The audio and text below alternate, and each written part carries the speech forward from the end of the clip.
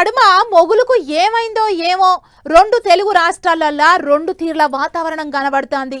అరే పొద్దంతా ఎండ పొద్దు మీకి గాలి దుమారంతోని వాన గిట్ల ఒక్కటే పాలి రెండు కాలాలు చూపించుకుంటా జనాలను పరేషాన్ చేస్తుంది. ఎక్కడ చూసినా ఎండలు వానలు గాలి దుమారాలతోని పెద్ద పరిశానే వచ్చి పడ్డది. మరిగా ఆగం కాలానికి రైతులు ఎంత నష్టపోయినరు ఏంది కదా అనేది అట్లా పోయి అరుచుకొని వద్దాం పాన్లే. అయ్యో ఈ వానలు చల్లగుండా ఏం మోపైనయుల్లా కాలం గాని కాలంలో పడి రైతులను నిండా ముంచుతున్నాయి. ఇక చూడరే వరంగల్ జిల్లాలో ఎంత పరిశాన్ చేసిందో వాన.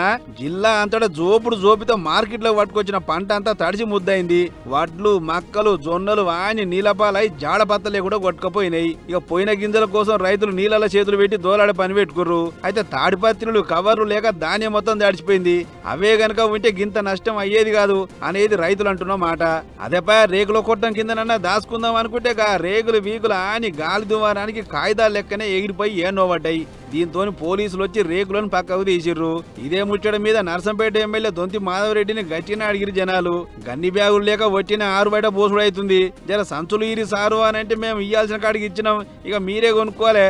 మీరు కొనుక్కుంటే ధాన్యం పైసలతో పాటు బస్తాల పైసలకి అన్ని కల్పిస్తామని చెప్పిండట సారు. అటు హుస్నాబాద్ లో పడ్డ ఎట్టగాల వానలకు మొక్కజొన్నలు వడ్లు నీళ్ళ పడి కొట్టుకుపోయినాయి. ఇదిట్లుంటాడు కడప జిల్లా వేంపల్లిలో ఇంకో కథ. జోరు గాలి దుమారానికి అయ్యవారి పల్లెలో అరటి పంట అంతా అడ్డం పడ్డది. 3 ఎకరాలలో సాగు చేసిన 800 చెట్లు అడ్డం పడితే పెట్టుబడి అంతా గంగల కలిసింది. ఇక మాకు సర్కారే దిక్కని నారాజు అవుతుండ్రు రైతన్న. ఇదిట్లుందా అటు మన్యం జిల్లా జీఎమ్మ వలసల దైజంగాలులకు అరటి పంట మొత్తం అడ్డం పడ్డది. 238 మంది రైతులకు చెందిన 287 ఎకరాల పంట నాశనం 4 వల్ల అయింది. ఈడికే ఒడవలే నెల్లూరు జిల్లా కాలువాయిల నిమ్మ తోట కాలిపోయింది. నూకనపల్లి దగ్గర పట్ల కరెంట్ తీగలు దిగిపడితే 200 నిమ్మ చెట్లు బుర్ర కాలిపోయినాయి. 2 లక్షల నష్టమైంది. జర సర్కారు ఆదుకోవాలని అడగబట్టిరు రైతులు. గిట్ల ఒక్కతానని కాదు 2 తెలుగు రాష్ట్రాలలో గాలి దుమారాలు వానలు చేయంగా రైతుల పంటలు మొత్తం నాశనం 4 వల్ల అయినాయి. మరి సర్కారు వీళ్ళని ఎట్లా ఆదుకుంటుందో ఏమో చూడాలి.